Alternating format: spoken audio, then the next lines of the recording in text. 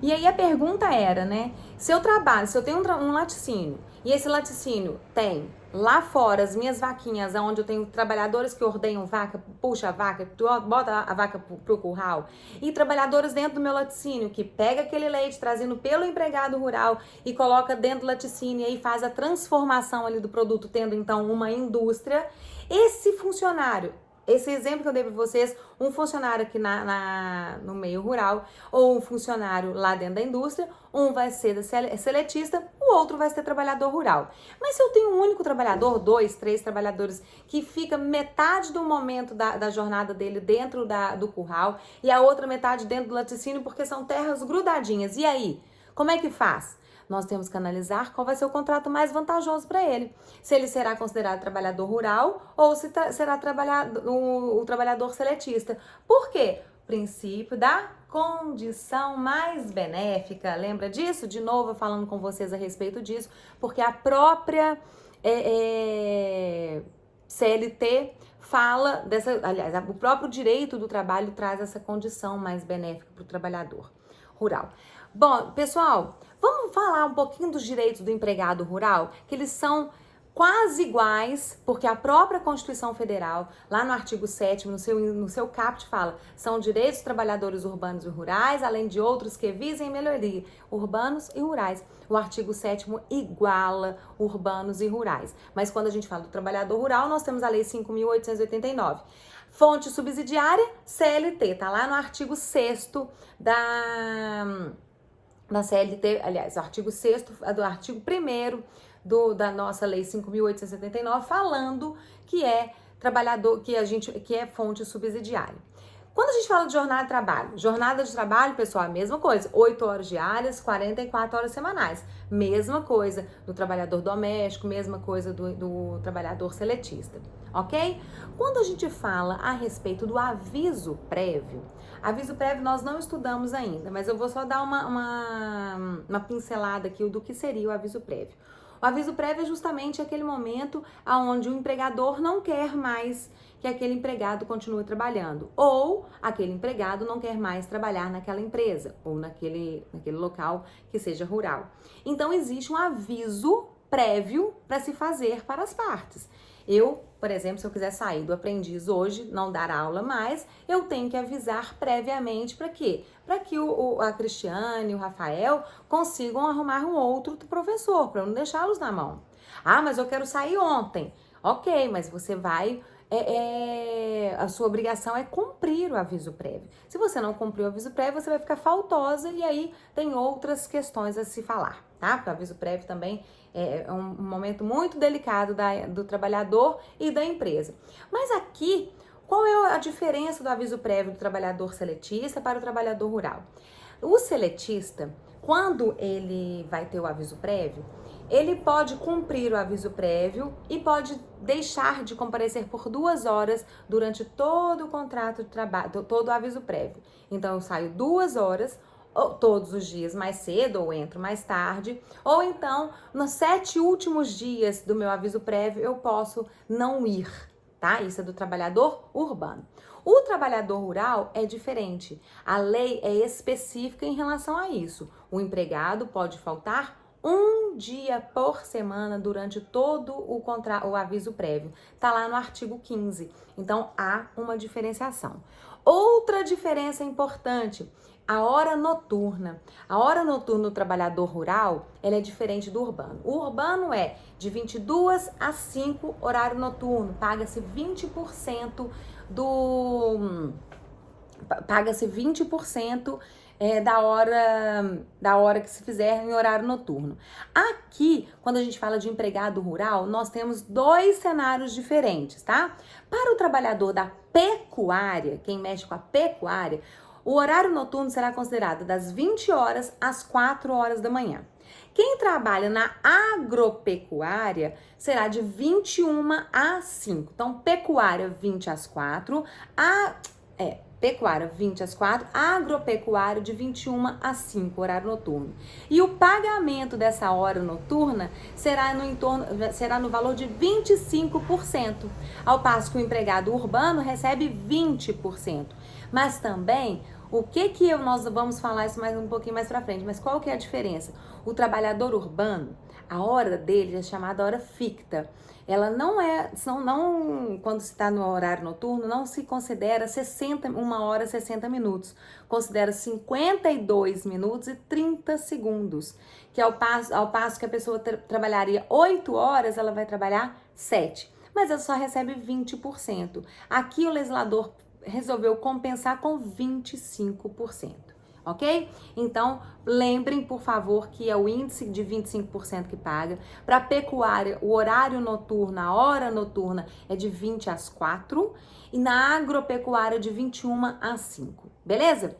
Intervalo intra-jornada. Pessoal, aquele intervalo dentro da jornada que eu conversei com vocês quando nós falamos a respeito do doméstico. É a mesma coisa. Apesar da lei não falar do intervalo intra-jornada, que é aqueles intervalos dentro da refeição, para a refeição, utilizamos o quê? A CLT. E a CLT, no artigo 71, fala o seguinte. Opa, tocando o telefone aqui. E a CLT... no artigo 71 fala que aquela que trabalha até 4 horas não tem intervalo intra-jornada. De 4 a 6 terá 15 minutos. De 4 a 6 terá 15 minutos. E a partir de 6 horas, tem trabalho de 6 às 8, terá o quê? De 1 a 2 horas. Férias é igual, são 30 dias de férias. Salário, o artigo 9º da Lei 5.889 fala a respeito do salário in natura. Deixa eu mostrar aqui para vocês, quer ver? O artigo 9º, olha o que ele fala. Vou ler para vocês aqui rapidinho, tá, pessoal? Artigo 9º. Salvo as hipóteses de autorização legal ou decisão judiciária, só poderão ser descontadas do empregado rural as seguintes parcelas, calculadas sobre o salário mínimo, até o limite de 20% pela ocupação da morada. Olha só, eu posso dar casa para o meu empregado rural? Posso. Eu posso descontar dele aluguel? Posso. Até 20% do salário mínimo, tá? B, até 25% pelo fornecimento de alimentação sadia e farta, atendido os preços vigentes na região, ou seja, 25% do salário mínimo. E C, o que eu posso descontar também? Os adiantamentos, são aqueles vales, né? Aqueles vales trazidos. O parágrafo 5º do artigo 9º, ele fala uma coisa super interessante. A cessão pelo empregador de moradia e de infraestrutura básica, assim como bens destinados à produção para a sua subsistência de sua família, não integram o salário do trabalhador rural, desde que caracterizados como tais em contrato escrito, celebrado entre partes com testemunhas e notificação obrigatória. E outra coisa, pessoal, o que a gente tem que entender que a habitação e sua infraestrutura básica, do tipo água, luz, não irão computar no salário para fins de efeitos legais, para fins de fazer o seguinte. Mas peraí, eu recebo R$2.000 daquela empresa, tá? Ok, recebo R$2.000. Mas desses R$2.000, eu não pago luz, que seria em torno de R$200, eu não pago água, que seria em torno de R$100, eu não pago internet, que é mais R$100, então meu salário tem que ser acrescido por mais 400. Não, a Lei 5.889, lá no parágrafo 5º, ela já excluiu por completo a possibilidade de integrar esses valores dentro do salário, tá? Outra coisa, a gente falou de moradia. O artigo fala que há a possibilidade de você, descontar 20% da moradia do salário, dentro do salário mínimo. Então é possível, só que essa moradia tem que ser uma casa por família. Aqueles alojamentos onde geralmente aqueles grandes latifúndios, que coloca as pessoas trabalhando lá durante a semana, e no final de semana vai embora para casa, aquilo tem que ser dividido por pessoa e não pode ser colocado mais de uma família em mais de uma casa, ok? Então eu não posso ter uma morada mista para todo mundo porque não é permitido. Bom, outra coisa que eu gostaria de ler com vocês aqui da lei, peraí, toda hora fecha aqui e eu... Olha, ao empregado rural maior de 16 anos é assegurado o salário mínimo igual ao do empregado adulto, artigo 11. Aí, aqui já está diferente do trabalhador doméstico. O trabalhador doméstico eu só posso contratar acima de 18 anos. O trabalhador rural eu posso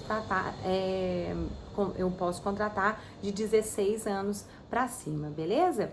Bom, o produtor rural, pessoa física, poderá realizar contratação de trabalhador rural por pequeno prazo para o exercício da atividade de natureza temporária. Artigo 14A.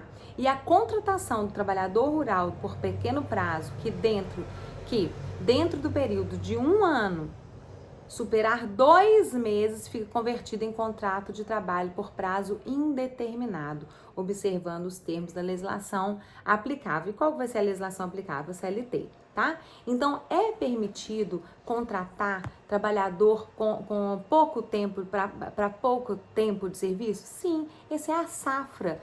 E lá no artigo 14 fala, expirado normalmente o contrato, a empresa pagará ao safrista, a título de indenização do tempo de serviço, importância correspondente a 1/12 do salário mensal por mês de serviço ou fração superior a 14 dias. Então, há possibilidade sim, o safrista tem direitos, ele vai ter sua carteira assinada e pode ser por um prazo determinado, né, de até 2 meses. Bom, pessoal, continuando aí só mais um pouquinho essa lei, eu gostaria de ler aqui o artigo 16. Toda propriedade rural que mantenha a seu serviço ou trabalhando em seus limites mais de 50 famílias de trabalhadores de qualquer natureza é obrigada a possuir e conservar um funcionamento de escola primária inteiramente gratuita para os filhos, desde que tantas classes quanto sejam os filhos destes, com tantas classes quanto sejam os grupos de 40 crianças em idade escolar. A matrícula da população em idade escolar será obrigatória, sem qualquer outra exigência, além da certidão de nascimento, para cuja obtenção o empregador propiciará todas as famílias aos responsáveis pelas crianças. Então, é uma obrigação legal de toda propriedade rural que tenha a seu serviço ou trabalhando em seus limites mais de 50 famílias de trabalhadores de qualquer natureza. Então, neste momento, a gente tem que entender que há a possibilidade de se ter, a obrigatoriedade, aliás, de se ter o trabalhador, empresas, aliás, escolas, quando você tem mais de 50 famílias, ok, pessoal?